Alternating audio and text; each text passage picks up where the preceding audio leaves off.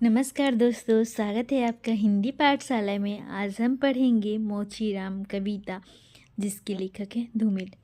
रापी से उठी हुई आँखों ने मुझे क्षण भर टटोला और फिर जैसे पतियाए हुए स्वर में वह हंसते हुए बोला, बाबूजी, सच कहूँ मेरी निगाह में न कोई छोटा है न कोई बड़ा है। मेरे लिए हर आदमी एक जोड़ी जूता है जो मेरे सामने मरम्मत के लिए खड़ा है। और असल बात तो यह है कि वह चाहे जो हो, जैसा है, जहाँ कहीं है। आजकल कोई आदमी जूते की नाप से बाहर नहीं है।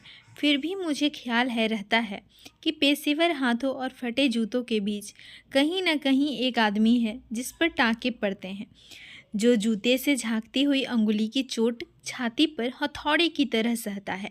यहाँ तरह तरह के जूते आते हैं और आदमी की अलग अलग नवैयत बतलाते हैं।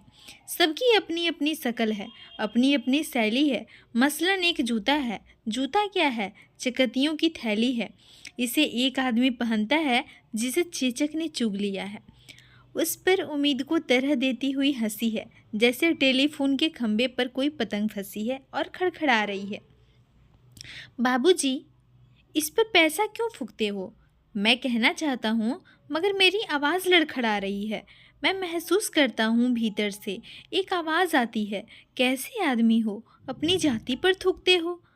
आप यकीन करें, उस समय मैं चकत्तियों की जगह आंखें ताकता हूँ और पेशे में पड़े हुए आदमी को बड़ी मुश्किल से निभाता हूँ। एक जूता और है जिससे पैर को नांग कर एक आदमी निकलता है सैर को।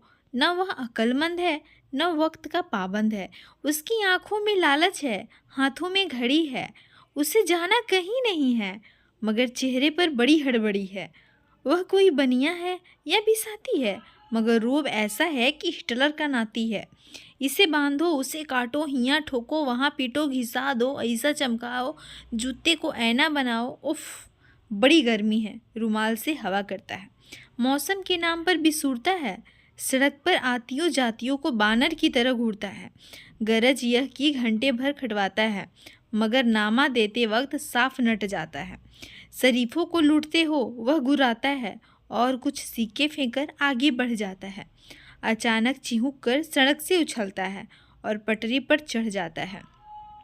चोट जब पेशे पर पड़ती है तो कहीं न कहीं एक चोर कील दबी रह जाती है, जो मौका पाकर उभरती है और अंगुली में गड़ती है। इसका मतलब यह नहीं कि मुझे कोई गलत फहमी है। मुझे हर वक्त यह ख्याल रहता है कि जूते और पेशे के बीच कहीं न कहीं एक अदद आदमी है जिस पर टाँके पड़ते हैं, जो जूते से झांकती हुई अंगुली की चोट छाती पर हथौड़े की तरह सहता है।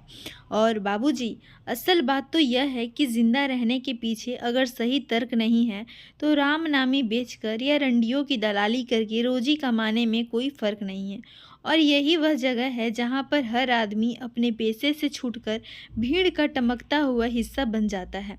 सभी लोगों की तरह भाषा उसे काटती है, मौसम सताता है।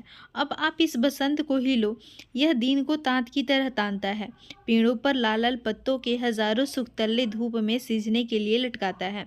सच कहता हूँ, उस समय रापी की मुठ को हाथ में संभालना मुश्किल हो जाता है। आँख कहीं जाती है, हाथ कहीं जाता है। मन किसी झुंझलाए हुए बच्चे सा काम पर आने से बार बार इनकार करता है। लगता है कि चमड़े की शराफत के पीछे कोई जंगल है जो आदमी पर पेड़ से वार करता है। और यह चौंकाने की नहीं, सोचने की बात है। मगर जो जिंदगी को किताब से नापता है, जो असलियत और अनुभव के बीच खून के किसी कामजात मौके पर कायर है, वह बड़ी आसानी से कह सकता है कि यार तू मोची नहीं शायर है।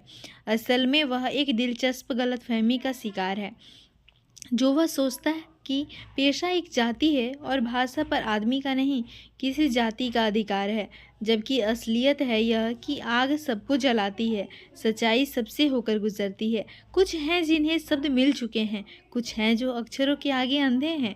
वे हर अन्याय को चुपचाप सहते हैं और पेट की आग से डरते हैं, जबकि मैं जानता हूँ कि इनकार से भरी हुई एक चीख और एक समझदार चुप, दोनों का मतलब एक है।